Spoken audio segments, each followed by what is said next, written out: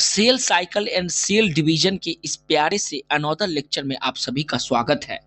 आज के क्लास में हम लोग साइटोकाइनेसिस के बारे में काफी डिटेल से स्टडी करेंगे और एनसीईआरटी में छुपे हुए गूढ़ रहस्य को आसान भाषा में समझेंगे। साथ ही साथ इस टॉपिक से नीट में अभी तक जितने भी क्वेश्चन पूछा गया है सभी का डिस्कशन करेंगे और फ्यूचर में जितने भी क्वेश्चन इस टॉपिक से पूछा जाएगा अगले 5 वर्षों तक उसको भी एक एक करके जानते हुए देखते हुए हम लोग जाएंगे। और मैं आपको गारंटी देता हूं कि इस टॉपिक से नीट में फ्यूचर में अगले 5 वर्ष तक एक भी क्वेश्चन इस लेक्चर से बाहर नहीं रहेगा और इसका मैं प्रूफ नीट एग्जाम के जस्ट बात दूंगा। इस क्लास में आपको देखने को मिलेगा साइटोकाइनेसिस के बारे में डिटेल स्टडी करेंगे हम लोग एनसीईआरटी से। उसके बाद आकाश का माइंड मैप देखेंगे और अगर इस टॉपिक से प्रीवियस ईयर क्वेश्चन पूछा गया है तो उसको भी देखते हुए जाएंगे। तो चलिए टॉपिक को स्टार्ट करते हैं।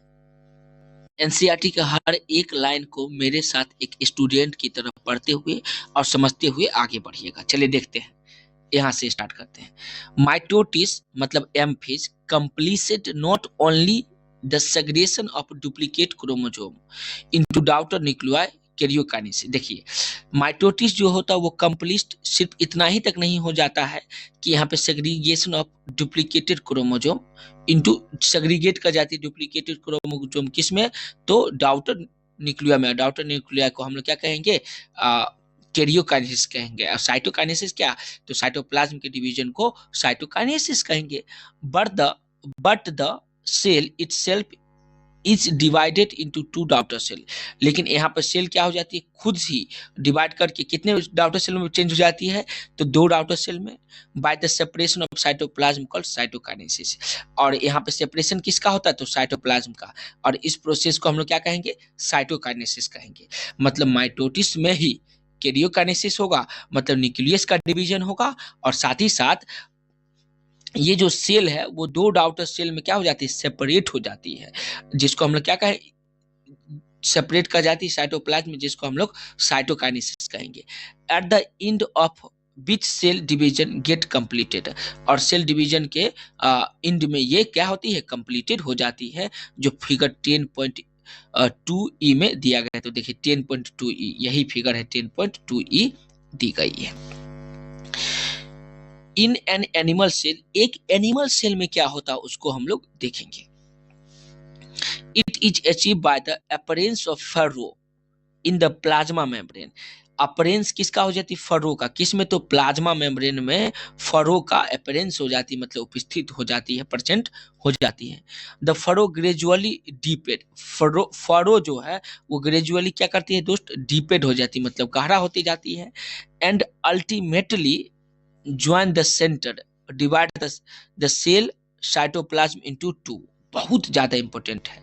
एनिमल सेल में क्या होता है, फरो का प्रेजेंट होती है, ये फरो ग्रेजुअली डीपेड होगी, मतलब गहरा होते जाएगी, और अल्टीमेटली किसको ज्वाइन करती है, तो सेंटर को, और डिवाइड करती है साइटोप्लाज्म को 2 पार्ट्स में डिवाइड कर देगी। साइटोप्लाज्म कितने पार्ट में डिवाइड कर देगी दोस्त, तो 2 पार्ट में डिवाइड कर देगी। उम्मीद करते हैं समझ में आ गया। इसको आप इस तरह से एग्जांपल से भी समझ सकते हैं। मान लीजिए ये एनिमल सेल है, ये एनिमल सेल है, तो इसकी जो फरो है धीरे धीरे इस पॉइंट को काट दीजिए। इस पॉइंट को देखिए, ई पॉइंट यहाँ पे, इसको काट देंगे हम, यहाँ से काट दिए, फिर यहाँ से काटते हैं। ये ग्रेजुअली धीरे धीरे क्या करती है, ग्रेजुअल धीरे धीरे बढ़ती जाती है, बढ़ती जाती है, बढ़ते जाती है, बढ़ते जाती है, बढ़ते जाती है, बढ़ते जाती है, इस तरह से बढ़ते जाएगी, बढ़ते जाएगी, और यहाँ से क्या कर देगा, 2 पार्ट में इसको काट देगा। कितने पार्ट में काट देगी दोस्त, तो 2 पार्ट में इसको काट देगा और 2 अलग अलग बन जाएगा। एक इधर से बन जाएगा, दूसरा इधर बन जाएगी। तो मान लीजिए इधर एक सेल बन गया, दूसरा सेल इधर बन गई।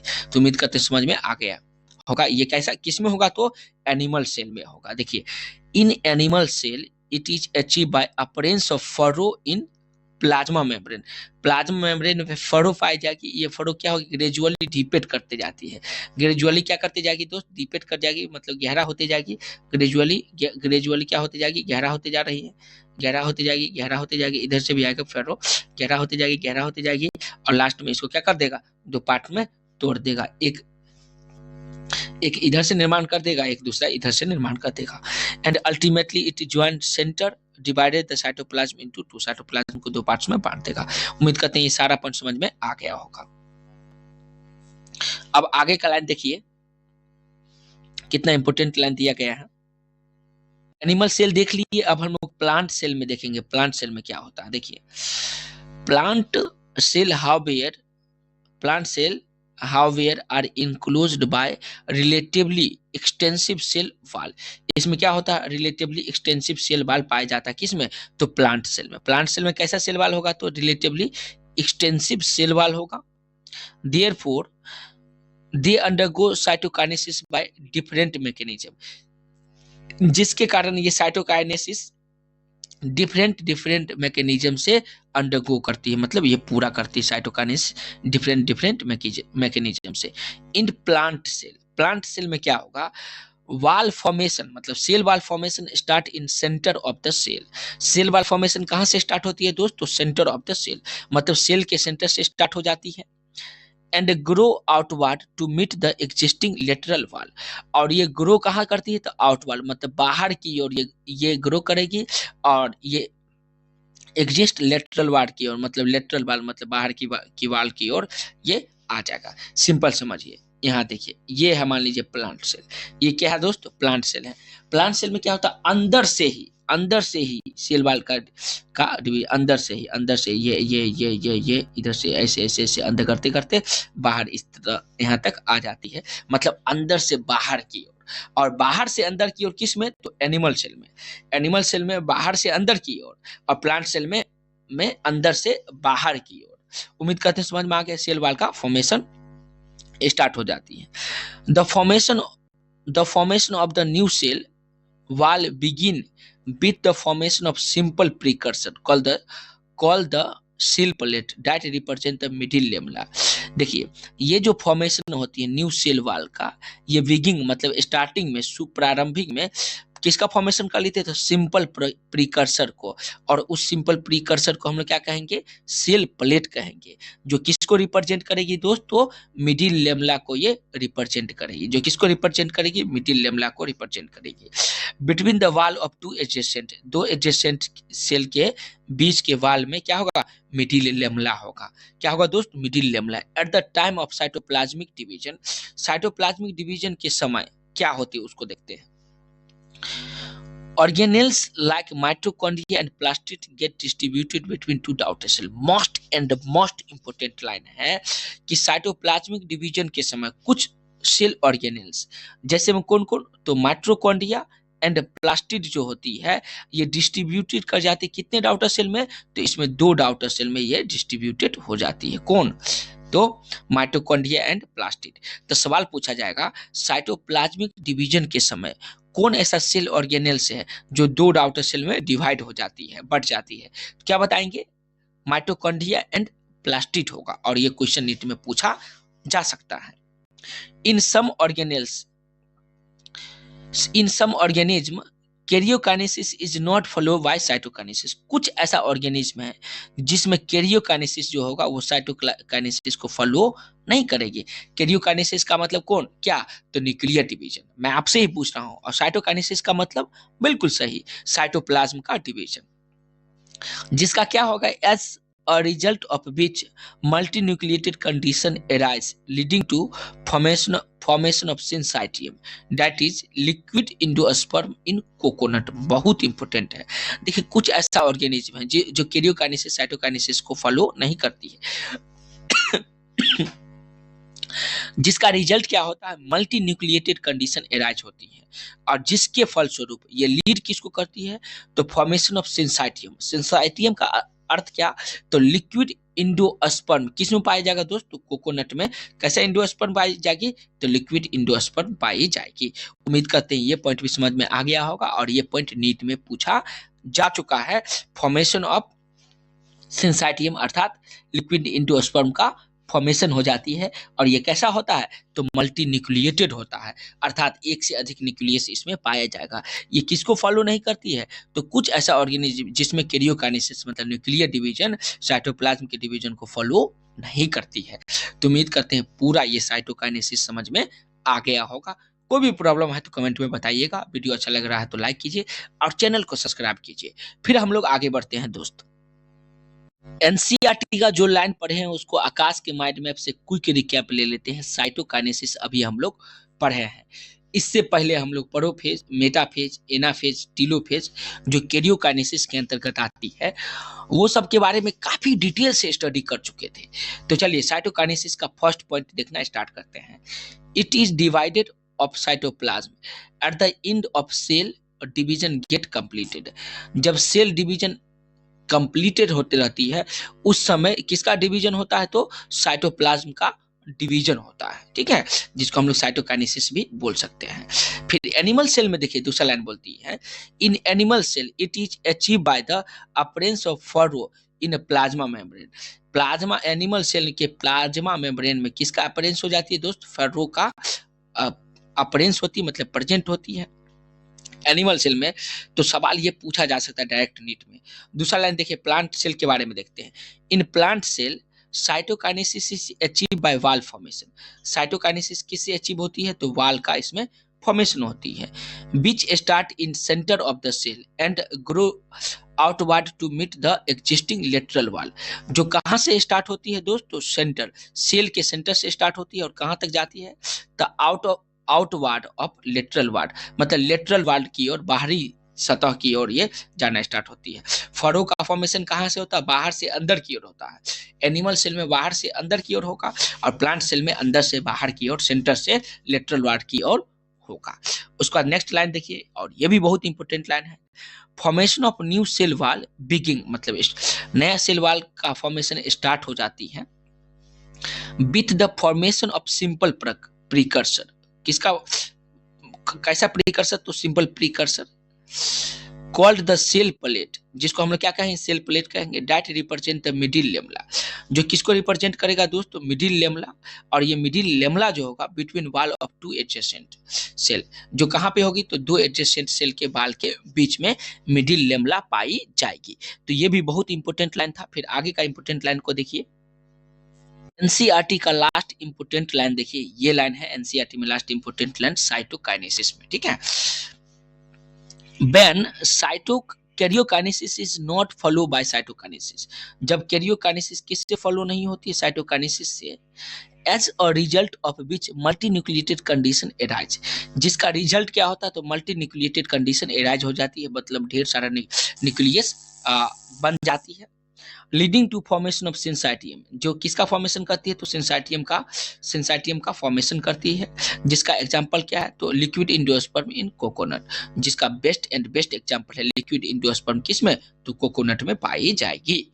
लास्ट इंपोर्टेंट लाइन को देखिए, karyokinesis is disc shape structure. Karyokinesis कैसा स्ट्रक्चर होगा दोस्त, तो ये डिस्क शेप स्ट्रक्चर होगा at the surface of centromere, जो किसके सरफेस पे होगा, तो सेंट्रोमियर के सरफेस पे होगा।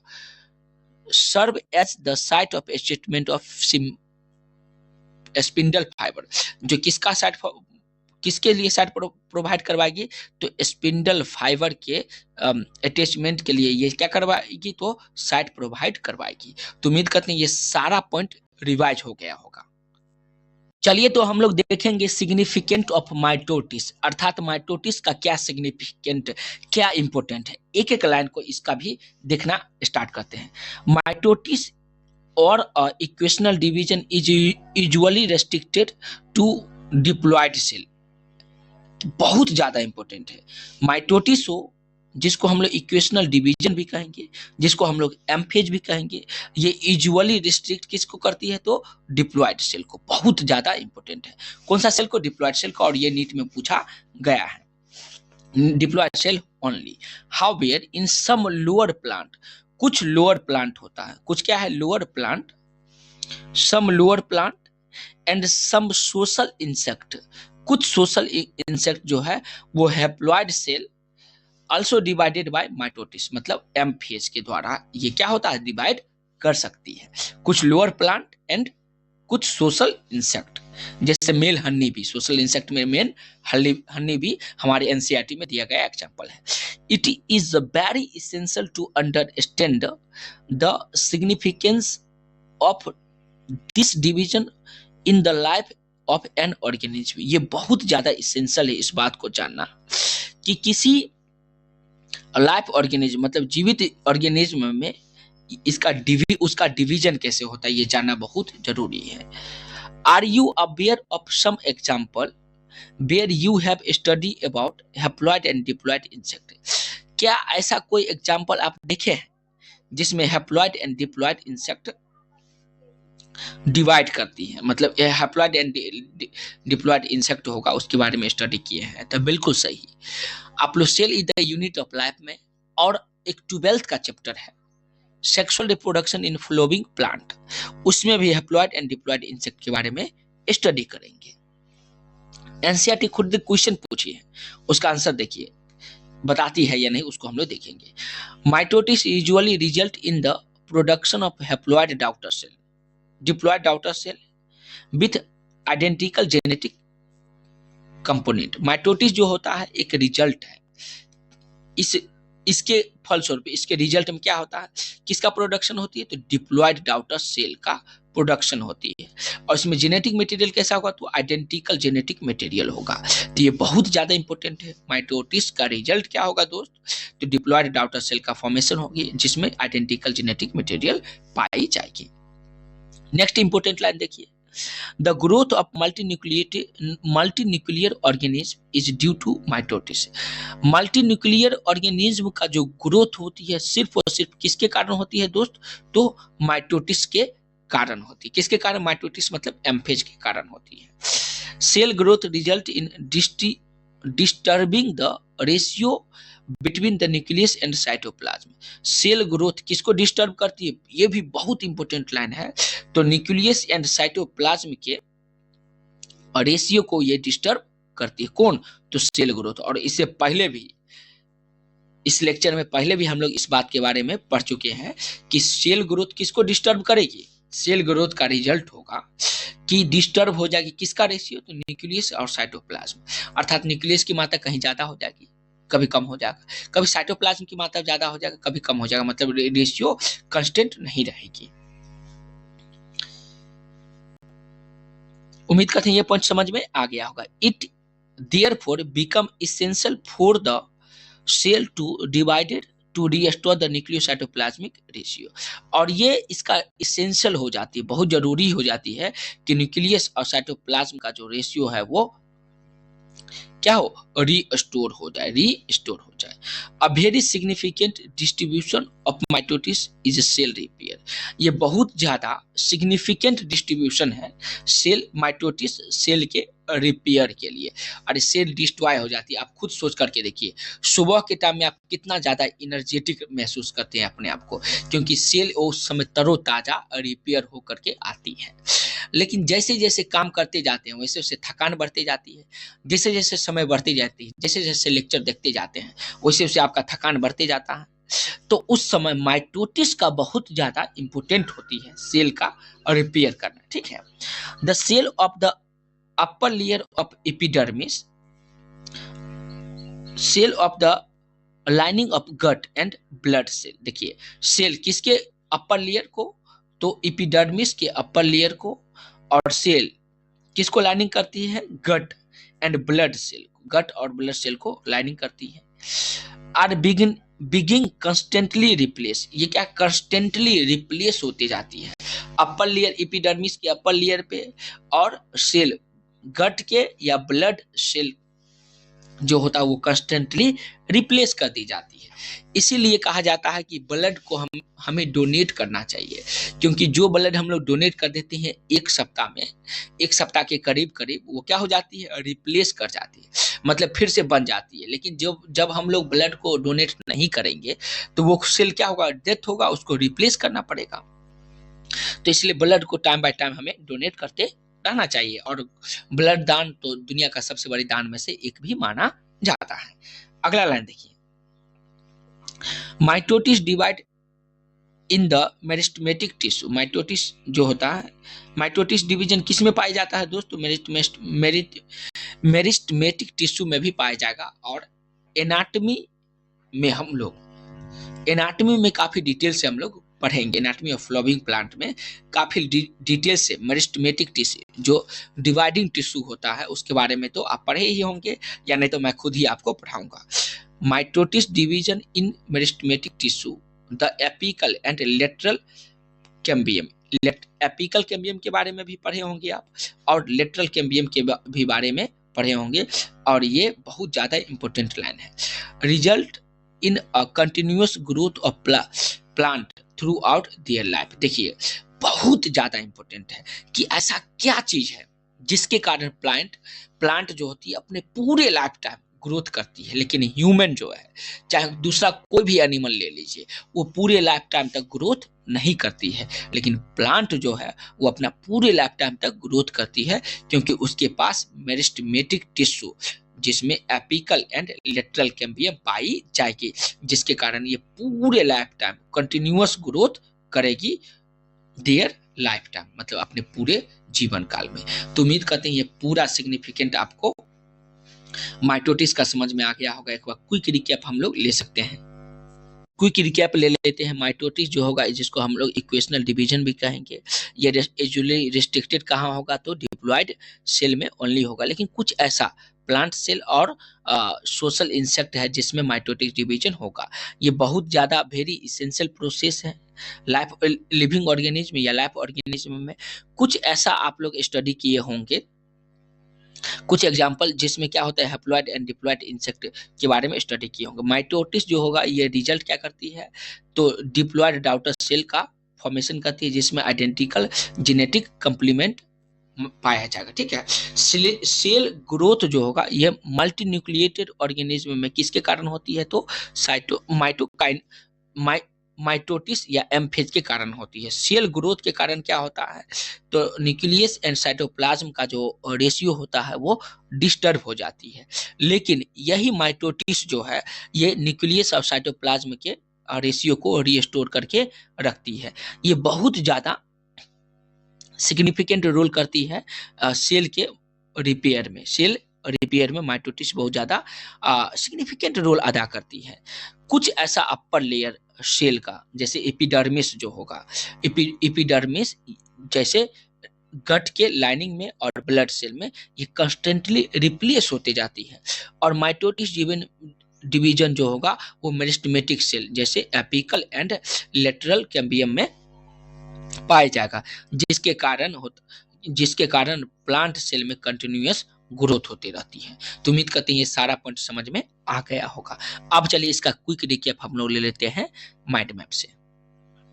अभी जो एनसीईआरटी में पढ़े उसका एक बार क्विक रिकैप ले लेते हैं। सिग्निफिकेंट ऑफ माइटोसिस, अभी माइटोटिस हम लोग पढ़े, जिसको हम लोग एम्फेज भी कहेंगे। इसका फर्स्ट लाइन देखिए, mitosis usually result in identical genetic complement in daughter cell.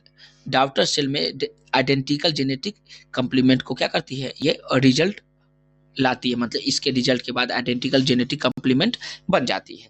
दूसरा इंपोर्टेंट लाइन देखिए, growth of multi nuclear organism. Multi nuclear organism क्या होता है, ग्रोथ होता है। तीसरा इंपोर्टेंट लाइन देखिए, सेल रिपेयर होता है। इसमें सेल का क्या हो जाता है दोस्तों, रिपेयरिंग हो जाता है, मतलब जो डेथ सेल है वो, जो मतलब थका हुआ सेल, जो इंजर्ड सेल है वो क्या हो जाती है, यहाँ पे रिपेयर हो जाता है, मतलब रिपेयरिंग का काम ये माइटोटिस एम्फेज कर देती है। उसके बाद अगला इंपोर्टेंट लाइन देखिए, mitosis division in apical and lateral meristem. देखिए माइटोटिस डिवीजन किस में, तो एपिकल एंड लेटरल मेरिस्टेम में। इसका रिजल्ट क्या होता है, result continuous growth of plant through their life. अपने लाइफ में पूरा टाइम क्या कर सकती है, ये पूरे लाइफ टाइम ये ग्रोथ कर सकती है। किसके कारण, तो माइटोटिस डिवीजन किस में होता है, lateral and meristematic. Apical and lateral meristem में क्या होता है, माइटोटिक डिवीजन होती है, जिस कारण ये पूरे लाइफ टाइम तक ग्रो कंटिन्यूअस कर सकती है। और लास्ट एंड इंपोर्टेंट लाइन देखिए, जो एनसीईआरटी में सिग्निफिकेंट ऑफ माइटोटिस के स्टार्टिंग में पढ़े थे, in some lower plant and some social insect haploid cell also divided by mitosis. देखिए यूजुअली कहा जाता है कि ये डिप्लॉइड सेल होता है, डिप्लॉइड सेल में होती है, लेकिन कुछ लोअर प्लांट में और कुछ सोशल इंसेक्ट में हैप्लॉइड सेल जो होता है ये भी डिवाइड करती है। किसके द्वारा, तो माइटोटिस मतलब एम्फेज के द्वारा। तो उम्मीद करते हैं इसका सिग्निफिकेंट भी समझ में आ गया होगा। आज के क्लास में जो पढ़े हैं उससे नीट में जो क्वेश्चन पूछा गया उसको चलिए देख लेते हैं। क्वेश्चन नंबर 35 देखिए, जो 1997 ईस्वी में पूछा गया है, जब जिस समय हम में से किसी का जन्म नहीं हुआ होगा। क्वेश्चन देखिए, which of the following structure will not be common to mitosis cell of higher plant. बहुत ज्यादा इंपॉर्टेंट है कि नीचे कौन ऐसा स्ट्रक्चर दिया गया है जो कॉमन नहीं है माइटोटिस से, किस में, तो हायर माइटोटिस सेल में, हायर प्लांट में। तो देखिए इसका 4 ऑप्शन दिया गया है और इसका करेक्ट आंसर होगा ऑप्शन नंबर ए, सेंट्रियोल। ये सेंट्रियोल जो है वो कॉमन नहीं है, ये नहीं पाया जाएगा, बाकी सब पाया जाएगा। कौन कौन पाया जाएगा दोस्त, तो स्पिंडल फाइबर पाई जाएगी, सेल प्लेट पाई जाएगा एंड सेंट्रोमियर पाई जाएगी, लेकिन सेंट्रियोल नहीं पाई जाएगी। तो ये कॉमन स्ट्रक्चर नहीं होगा mitosis of higher plant. Higher plant के माइटोटिस में ये नहीं पाई जाएगी। उम्मीद करते हैं ये क्वेश्चन समझ में आ गया होगा। नेक्स्ट इंपोर्टेंट क्वेश्चन देखिए, जो 1996 ईस्वी में पूछा गया है और क्वेश्चन नंबर 36 है। ये बहुत इंपोर्टेंट क्वेश्चन है, इसको भी आप ध्यान रखेंगे। स्टेटमेंट देखिए, colchicine is a inhibitory chemical which. Colchicine एक इनहिबिटरी केमिकल है, किसमें, फर्स्ट ऑप्शन दिया गया है stop the function of centriole. Centriole के फंक्शन को स्टॉप कर देती है। दूसरा ऑप्शन दिया गया है prevent attaching of centromere with रे। प्रिवेंट करती है सेंट्रोमियर, अटैचिंग सेंट्रोमियर को किसके साथ, तो रे के साथ। तीसरा ऑप्शन दिया गया prevent the spindle formation in mitosis. Spindle formation इसमें माइटोटिस में जो होता है उसको प्रिवेंट करती है, मतलब रोकती है। अगला डी नंबर है prevent the formation of equatorial plate. Equatorial plate का फॉर्मेशन को क्या करती है, प्रिवेंट करती है। और इसका करेक्ट आंसर होगा option number C. Option number C क्या होगा दोस्त, इसका करेक्ट आंसर होगा है, इसको आप अपने नोटबुक में लिख लेंगे। ये डायरेक्ट एनसीईआरटी में नहीं दिया गया है, लेकिन ये सवाल पूछा जा चुका है 1996 ईस्वी में। प्रिवेंट करती, कॉल्चिकिन इनहिबिटरी केमिकल है जो प्रिवेंट करती है स्पिंडल फॉर्मेशन इन माइटोटिस, मतलब एम फेज में स्पिंडल फॉर्मेशन को प्रिवेंट करती है। इंपोर्टेंट क्वेश्चन देखिए, क्वेश्चन नंबर 33 देखिए, जो 1997 ईस्वी में पूछा गया है। इसका स्टेटमेंट देखिएगा, how many mitosis division are needed for a single cell to make 128, मतलब 128 सेल। बहुत इंपॉर्टेंट है, कितना माइटोटिस डिवीजन का जरूरत पड़ेगा जब एक सेल डिवाइड करके 128 सेल में बन जाती है। तो आप सब जानते होंगे फार्मूला होता है 2 के पावर n, जहाँ n इक्वल टू 1 2 होगा। तो देखिए पहले 1 से 2 होगा, 1 से 2, फिर 2 से 4, 2 से 4, 2 से 4, 4 से 8, 8 से 16, 16 से 8 से 16, 16 से 32, 32 से 64 और 64 से 128। तो कितना आई सेल साइकिल देखिए 128, 32 से 128 होगा। कितना होगा दोस्त, 128, जो आप लिख लेंगे, ठीक है, 32 से 128। अब देखिए 1 2 3 4 5 6 7 और 8, तो टोटल कितना होगा दोस्त, तो 8 होगा। देखिए 1 2 3 4 5 6 7 8, 7 है, ठीक है। तो टोटल 7 बार डिवीजन करेगी, कितना होगा दोस्त, टोटल 7 टाइम, मतलब इसका करेक्ट आंसर सी होगा, 8 नहीं 7। देखिए 1 से 2, 2 से 4, 4 से 8, 8 से 16, 16 से 32, 32 से 64, 64 से 128 आ गई। तो मतलब 128 मतलब कितने बार में आई, तो 7 बार में आया। उम्मीद करते हैं ये भी 33 नंबर क्वेश्चन भी डिटेल से समझ में आ गया होगा। क्वेश्चन नंबर 30 देखिए, क्वेश्चन नंबर 30 जो 2002 ईस्वी में पूछा गया था, best material for study of mitosis in laboratory. Best material बताइए जो हम लोग माइटोटिस का स्टडी करेंगे, किस में करेंगे दोस्तों, लेबोरेटरी में करेंगे। तो ऑप्शन है एंथर है, रूट टिप है, लीफ टिप है एंड ओवरी है। तो इसका करेक्ट आंसर होगा रूट टिप। इस रूट टिप का यूज, बेस्ट मटेरियल है रूट टिप्स, जिसका यूज हम लोग करेंगे, जिसका माइटोटिस का स्टडी करने में लेबोरेटरी में करेंगे, रूट टिप का। उम्मीद करते हैं क्वेश्चन नंबर 30 भी समझ में आ गया होगा। क्वेश्चन नंबर 29 देखिए, जो 2002 इसमें पूछा गया है, बोला गया है mitosis mitotic spindle is mainly compose of which protein. Mitotic spindle जो होता है वो कौन सा प्रोटीन से मिलकर के बना होता है। और एक्टिन, मायोसिन, मायोग्लोबिन, ये सब के बारे में हम लोग लोकेशन एंड मूवमेंट, जो ह्यूमन फिजियोलॉजी का एक बहुत बेहतरीन चैप्टर है, उसके बारे में पढ़ेंगे, या तो आप पढ़ लिए होंगे। तो देखिए कौन सा ऑप्शन है, एक्टिन है, उसका बाद मायोसिन है, फिर एक्टोमाइसिन है एंड मायोग्लोबिन है। तो क्या होगा दोस्तों, इसका करेक्ट आंसर होगा एक्टोमायोसिन होगा। यह बेस्ट प्रोटीन है जो माइटोटिक स्पिंडल से क्या होती, कंपोज्ड होती है। तो उम्मीद करते हैं ये सारा पॉइंट, सारा क्वेश्चन समझ में आ गया होगा। फिर भी कोई प्रॉब्लम हो तो कमेंट बॉक्स में बताइएगा, और वीडियो अच्छा लगा तो लाइक कीजिए और चैनल को सब्सक्राइब कीजिए। साथ ही साथ हमें सपोर्ट करने के लिए अपने दोस्तों तक इसे जरूर शेयर कीजिए। धन्यवाद दोस्तों।